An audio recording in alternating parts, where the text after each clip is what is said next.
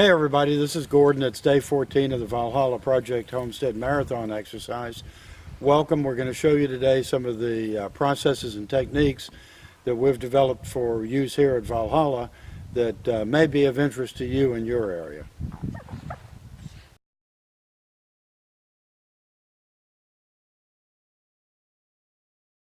One of the tasks that you're going to have to do when you're on a homestead if you're burning wood, and really look around, we've got 200 acres of hardwood here.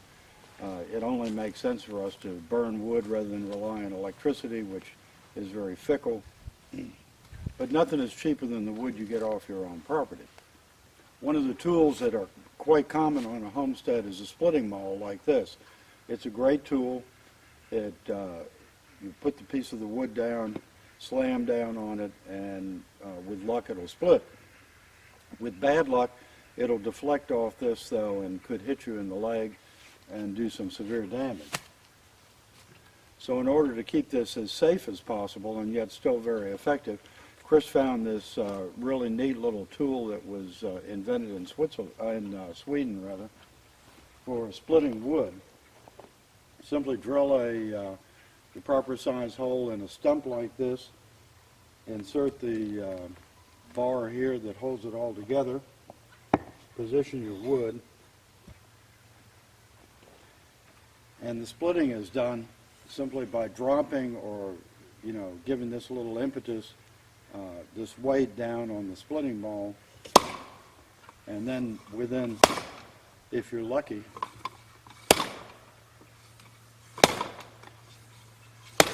some blows more than others, voila, you got the split wood. Not only is this a lot safer method than using the splitting maul for someone who's fully abled, but if you got any problems, like I've for years had a chronic knee problem, got some lower back troubles. The military takes a toll on you, and so a lot of us are kind of beat up by the time we finish. This makes it a lot easier and safer for someone. In fact, if you were in the position where you really only had one usable shoulder or arm, you could still do this. The trick is being able to lift it up, drop it, and let the device do the work for you, which it does with this fairly heavy weight. And if you get stuck, you can even boom, wham that sucker down, and that'll do it for you too.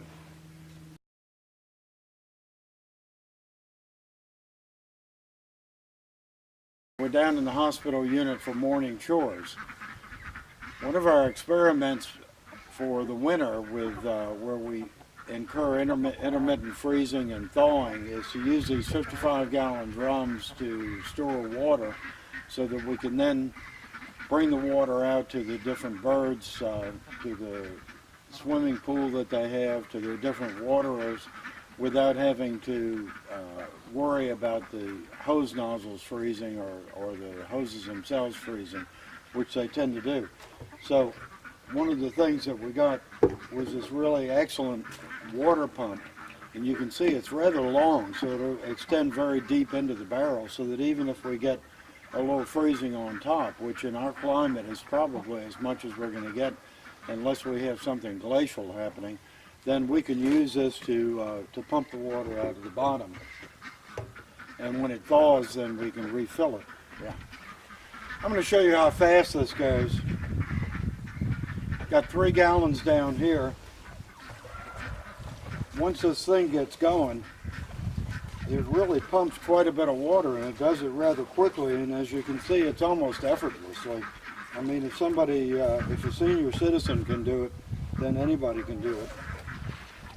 And boom, it's overflowing the top already.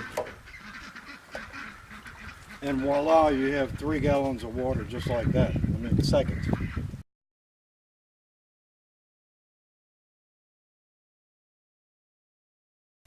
Yeah, another one of the less talked about but absolutely essential tasks on a homestead is preparation of animals. That's either your livestock and poultry that you breed for food consumption, or any wild game that you harvest.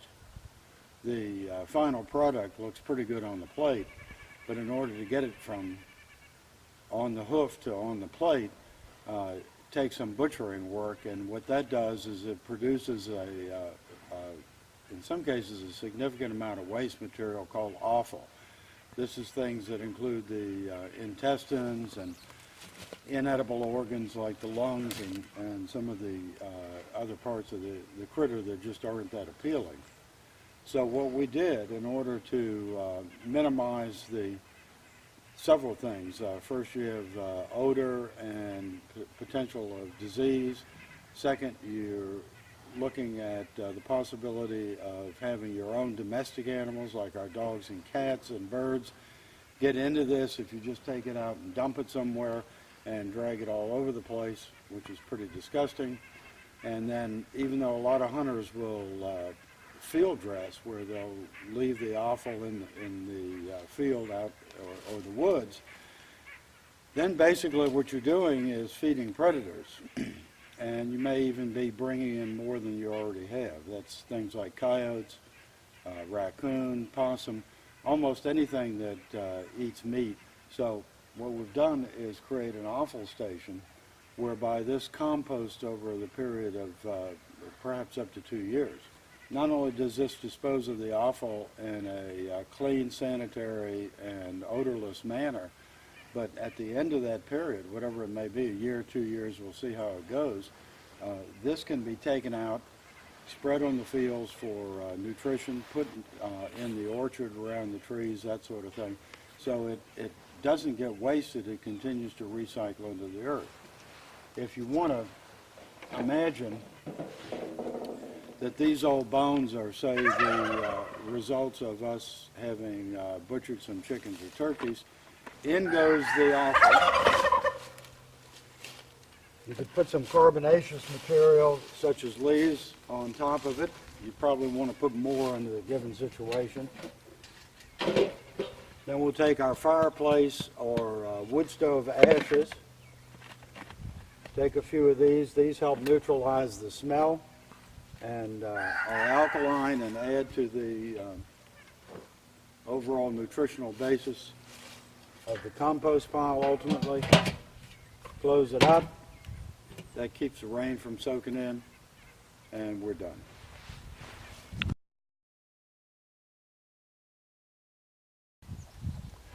This is very simple. It's simply two wire concentric circles. They can be of any size. We happen to have this 2-inch by 4-inch woven wire on the property, so we went ahead and used it. We made one of our veterans put this together for us. He made a concentric circle or an inner circle that in which the offal, the ashes, and some of the carbonaceous material will go in. The outer circle protects this. It keeps predators from being able to reach in and grab this stuff, which they will. It discourages them from climbing up and over. The material here, as you see, is dried leaves, of which we have an abundance, but you can use anything. You can use wood chips, straw, hay, anything that has carbon in it to offset the nitrogen that's produced as the offal deteriorates.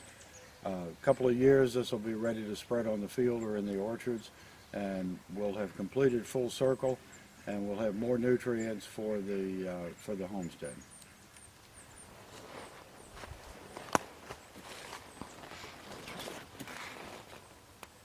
Yuck.